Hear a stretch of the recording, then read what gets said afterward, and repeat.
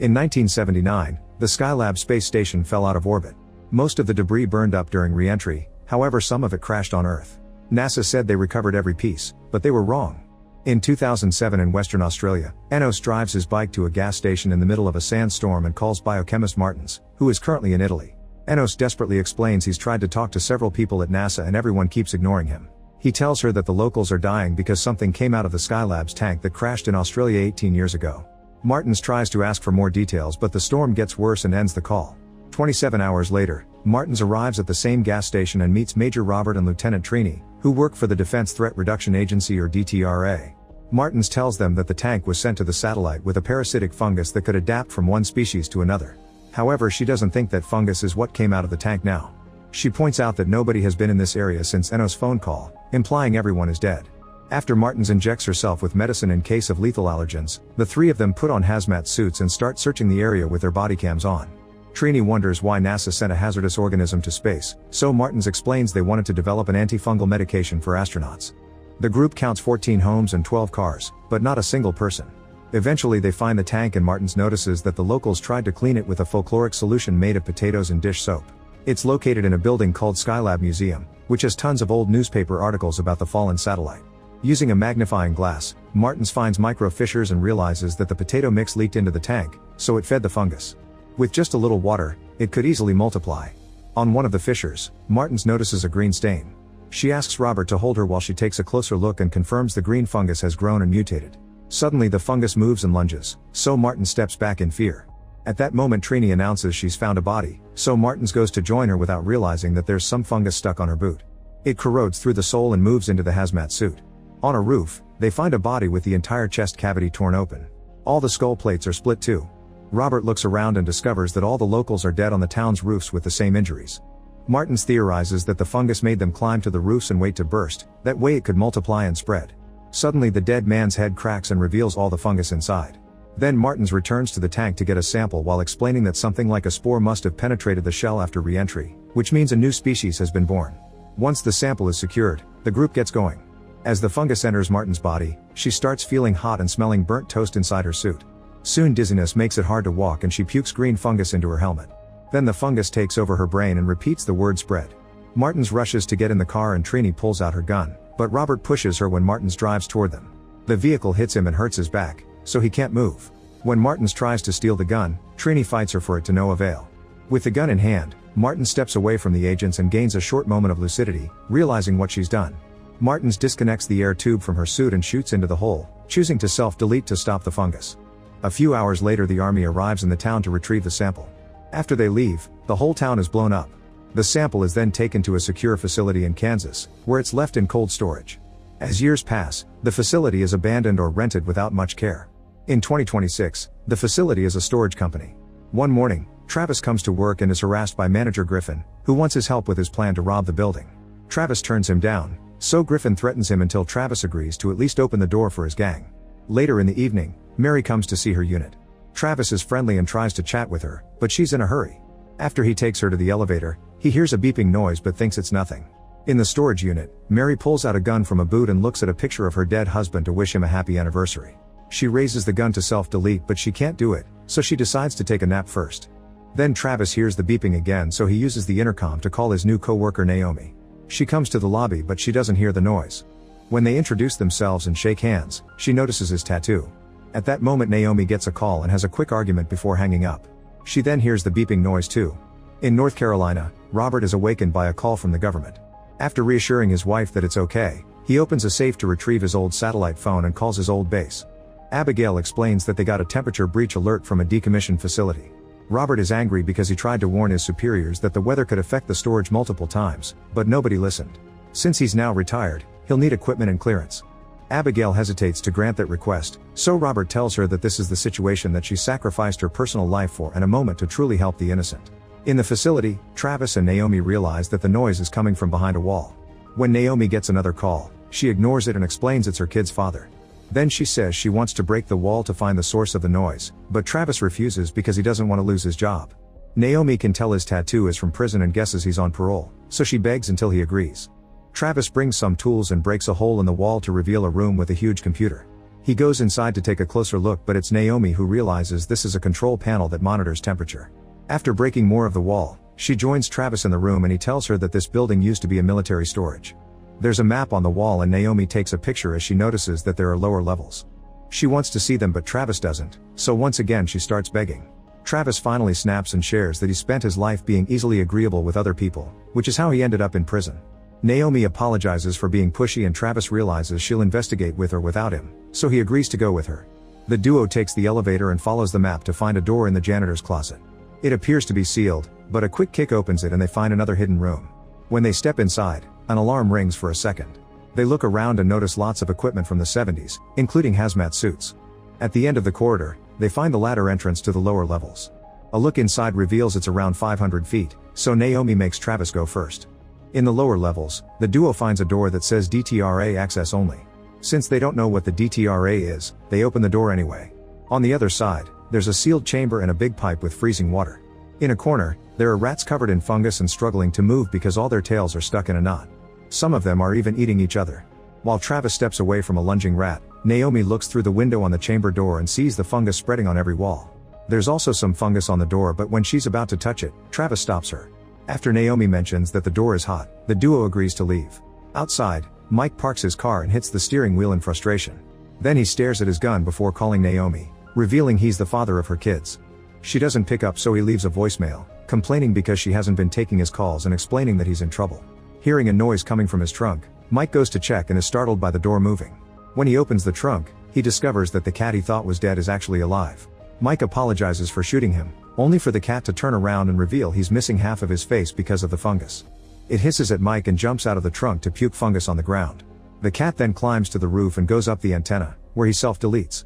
After the antenna impales his head, the whole body explodes and the infected blood falls on Mike and some deer nearby.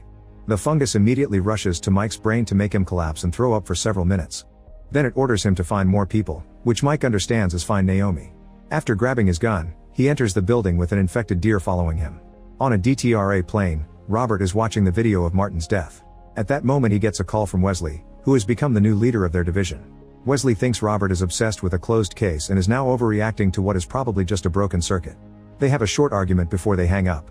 Then Abigail calls Robert and explains she's read his report from the Australian incident, so she's on his side.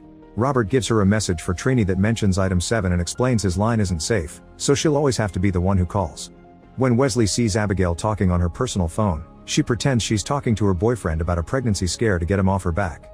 At the facility, the duo searches the acronym on the internet and learns that it means Defense Threat Reduction Agency. When they step out of the janitor's closet, they're shocked to see a deer taking the elevator. Travis wonders how this could have happened, so a flashback shows the details. Years ago, the fungus broke out of its containment and moved through a hole in the door. A few hours ago, a roach ate the fungus and ended up infected as well. A rat tried to catch it and the fungus got stuck on its nose too. The roach climbed into the vents and minutes ago made it to the street, where Mike's car crushed it. The fungus moved up the tires and sneaked into the trunk to revive the dead cat. Travis and Naomi rush back to the lobby only to see the deer coming out of the elevator. When it sees them, it comes running after them. Naomi pulls Travis out of the way right before the deer explodes. The antlers fly off and get stuck in the wall.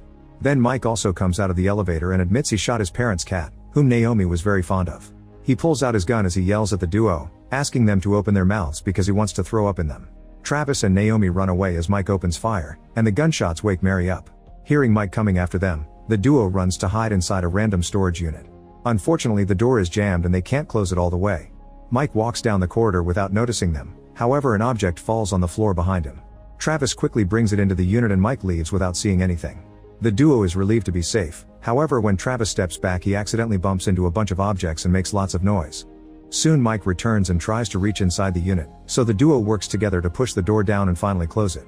Mike has to pull out his bleeding hand, which now has several broken fingers. Then Naomi searches the internet for a number they can call for help. At the airport, Robert is picked up by Trini, who tells him they need to make a stop to get item 7 before going to the crime scene. At that moment Abigail calls Robert and informs him that she has a civilian from the facility on the other line. She connects both calls and now Naomi can tell Robert what happened while Mike keeps pounding on the door. After realizing that the fungus is finding new ways to spread, Robert promises he'll be at the facility soon and gives Naomi instructions. Nobody has to touch the fungus, they must stay hidden, and they mustn't talk to anyone who isn't Robert or Abigail. After Robert hangs up, Trini says that the duo will probably die. While Travis and Naomi argue if the fungus infection counts as a zombie, they hear a noise outside. It turns out Griffin has arrived with his gang to rob a storage unit. When the group goes inside, they see the deer's body and the hole in the wall, so Griffin grabs the intercom to threaten Travis for ruining his business. Afterward they go to a storage unit to steal a bunch of TVs. Meanwhile Robert and Trini climb over a fence and break into a house, where they open a chest to find item 7. On their way out they're blocked by the house owner, who has a weapon. However, this is Trini's son, so she distracts him with some affectionate words and the duo gets to leave the house without much trouble. Outside, Robert scolds Trini for keeping something so dangerous in a civilian house, but Trini doesn't see the issue and hugs him. She asks him to leave alone because she's too slow nowadays, so she'd only get in the way. While driving, Robert talks to Abigail and tells her that if it rains, the fungus will spread too quickly to be stopped. He wants satellite reconnaissance because any infected being will have abnormal heat signatures on the radar. Abigail will have to ask for some favors to gain access to it. In the facility, Travis wants to leave but Naomi says it's too dangerous. They argue and this time Travis wins, so they leave the unit. As they sneak around the corridors, they see that Mike's body is getting worse. Soon Mike finds half of the robbers in another unit and throws up fungus all over their faces to infect them. Then he closes the door to keep them trapped until the fungus gains control. Afterward Mike sees Travis and Naomi and starts chasing them. When he's about to reach them, he's shot in the head by Mary and his body explodes all over the corridor. Mary wants to take the elevator, but Travis hears Griffin coming so he takes her to the stairs instead. Mary gives him the gun before leaving. Griffin and Friedman go looking for Travis, who throws the gun away. The remaining thieves outside get tired of waiting so they leave with the few TVs they manage to grab. Travis confronts the men and tells them to step away from Mike's body. In the closed unit, the infected thieves are starting to lose their minds and pound on the door. Travis tries to explain they're extremely sick, but Griffin wants him to open it anyway. When he tries to threaten Travis, he slips on the blood and accidentally fires his gun, shooting him in the arm. A wounded Travis slowly approaches the unit but instead of opening it, he locks it. Before Griffin can react, Naomi sprays him with a fire extinguisher. By filling the corridor with fog, she and Travis manage to run away. Friedman is tired of Griffin's incompetence and fights him for the gun, so Griffin punches him. Then he tells the robbers in the unit that they have his key, so they lift the door just enough to return it. When Griffin opens the door, he's terrified to see the nasty state his friends are in. Friedman walks away in horror and slips on the blood, falling on the fungus and getting infected too. Inside the unit, a thief says she doesn't feel well and explodes. When the duo comes out of the building, they finally meet Robert. After Abigail confirms they're both healthy, Robert gives them a gun and hazmat suits. He wants them to go back inside and set up item 7, which turns out to be a bomb. Travis freaks out at the idea of killing people, but Robert assures him that the explosion will be contained underground and points out that it's the only way to save the world from the fungus. Robert will stay in the parking lot to stop any infected being that tries to escape. After putting on the hazmat suits, the duo grabs the bomb and heads inside. Then Robert starts slashing the tires of every car in the parking lot so nobody can use them to flee. Abigail tells him that someone warm is approaching him right before Friedman appears behind him. Robert quickly kills him with a few shots, but turning around so suddenly is bad for his back and he collapses. After Friedman explodes, Robert shoots all the bikes and causes a small fire. On the stairs, the explosion is heard by Griffin, who is trying to keep his infected friends under control with his gun. However, one of them runs back. Meanwhile, Travis and Naomi reach the chamber and discover that the fungus is now in the neighboring room too, so they have to stop it before it reaches the pipe. When they put down the bomb, they're shocked to see that Robert already started it, so they only have 6 minutes to escape. As they start running as fast as possible, the countdown glitches and the minutes go down faster.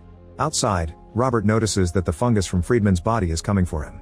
At the same time, Griffin pushes the infected Robert toward the door and Robert immediately shoots him down. He also tries to shoot Griffin, who rushes to hide inside. At that moment, the body of the infected robber sits up and speaks, so a terrified Griffin shoots him before going outside. When Griffin is about to shoot Robert, Trini arrives and kills him first. Meanwhile, Naomi and Travis find the way blocked by the last infected robber. Naomi doesn't hesitate to shoot her down and the duo finally manages to leave the building. Trini raises her gun but Robert assures her that they're clean. The group helps Robert move and they get in the car to drive away as fast as possible. Then the bomb finally explodes, and it's so powerful that it's bringing down the terrain as well. Naomi pushes the car to its limits as she dodges falling debris and stays ahead of the collapsing ground. After a few seconds, the explosion finally finishes expanding and the group escapes safely. At the base, Abigail doesn't see any red on the radar anymore while an alarm announces a nuclear event. The next day, Wesley appears on the news and all the reporters call him out for not taking the fungus seriously. Abigail visits Robert at the hospital and thanks him for reminding her of why she joined the DTRA. At the park, Naomi introduces Travis to her daughters. Meanwhile, in the woods, a deer throws up the fungus. Make sure to subscribe and turn on notifications so you can watch more videos like this. Thanks for watching.